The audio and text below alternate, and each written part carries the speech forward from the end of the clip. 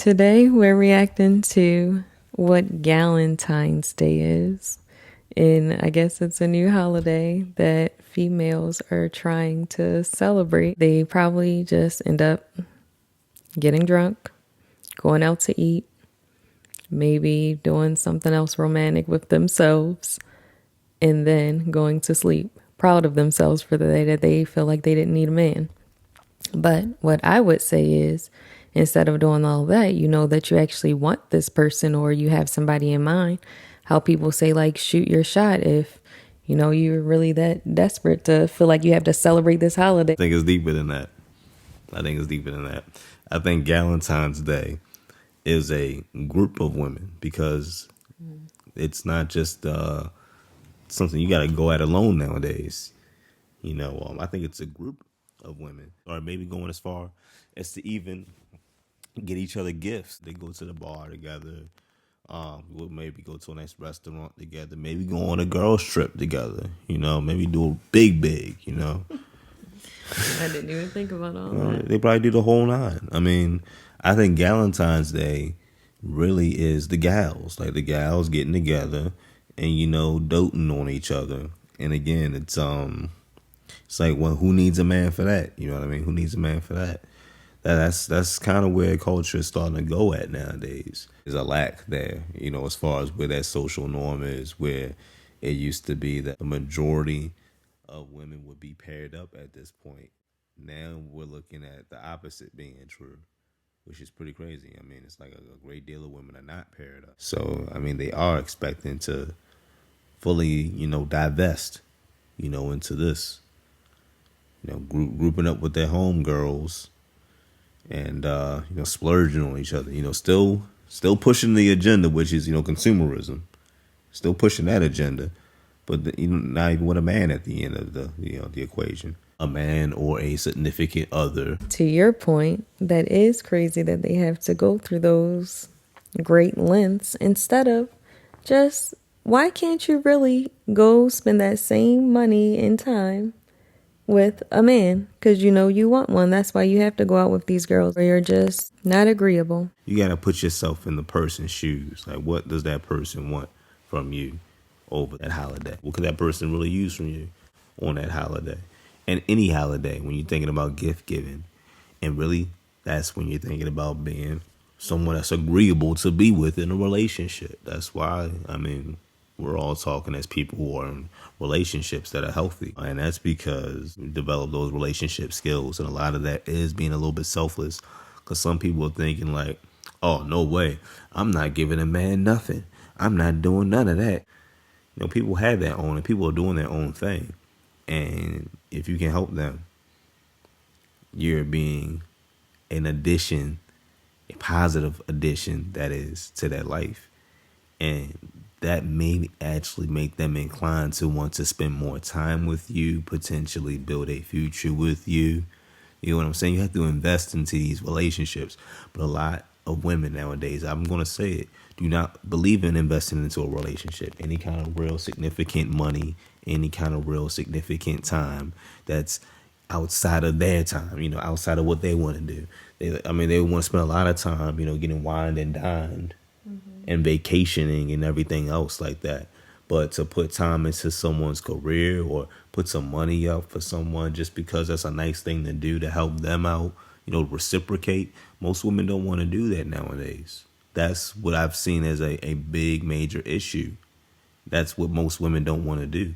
And so relationships are now kind of lopsided as it stands, as far as who's benefiting who in a relationship, because people don't want to, again, give of themselves enough to benefit that other person. But those are the people who are going to end up not in relationships. Because I'm going to say it's also an issue with the men, too. It's not just an issue on the women's side. It's also an issue with the men. Very narcissistic. That's the big buzzword now. But very narcissistic culture that people are in right now, where it's just do for me, do for me, do for me, do for me, do for me. I'm not going to put anything into you. Don't live like that. But that should be obvious. When you were just saying all that stuff, it made me think of love languages. And people feel love in different type of ways just because some people like to take trips and get wined and dined. Okay, Other people might not like that. So you have to compromise and be able to do the things that that other person wants to do as well. I think everything takes, time, love, nurturing, care. You have your dedication to your work, right? Why can't you have the same dedication and discipline when it comes to not only thinking about you, but the, people around you? I think you made a great point. Like, a lot of you put a lot of time into your careers. You put a lot of time into your education, getting your degree. But you're going to have to realize that you're also going to put a lot of time into your relationship, whatever that ends up on, wherever that's going to end up being. If you want one, that is. If you don't want one, then, you're going to have a bunch of girls trips. Again, it's a two-sided coin right now. It's like a Venus and Mars type situation right now with men and women. As we learn more, that we got more intertwined. That certainly happened in my case. Like, I wasn't necessarily ever, at a point past, like, I would say like 19, where it's like, oh my God, I can't deal with relationships. I just can't get into one. That took time on my part. And a lot of people are looking at that kind of time as, oh yeah, that's wasted time. I got to get a bag. I'm chasing the bag. I don't got time for all this. And I'm going to call this out on the red pill community side of the things. Like, a lot of people are saying, oh yeah, I don't got time for that. Gotta chase a bag. Yeah, I don't date. Before your teenage years are up, you should definitely get some dating experience. You're going to get that is by putting yourself out there. Again, it's all of these things about vulnerability that these dating coaches and stuff are trying to tell people. You can never be vulnerable. No way. And I'm going to counter that by saying it's okay to put yourself out there and be a bit vulnerable to women. I'm saying that as a man. Likewise to the women. It's okay to put yourself out there and be a bit vulnerable to the men. Because I know it's all like, think like a man, be like a woman. You can still be vulnerable too with guys. There are certain guys that you can be vulnerable with. I will advise women to be a little bit more guarded than I would advise a man to be guarded, just because of the physicality of things. It's okay to be vulnerable. It's okay to be vulnerable. But you got to have, a limit to how much you get taken advantage of. By taking advantage of, think about things in the scales and balances. And cost is part of that equation too. Like, scale and balance that out. Make sure you're not getting taken advantage of. So yeah, look for somebody that's going to benefit your life. And you'd be surprised if you actually are vulnerable enough to say how you need the benefits in your life. If you're with the right kind of person that likes you for you, then you will get those benefits from that particular person. That's what's going to happen. So, yeah, they go to relationships. I'm saying that for men and for women. Where you're vulnerable at, that other person may be strong at. Where they're vulnerable at, you may be strong at.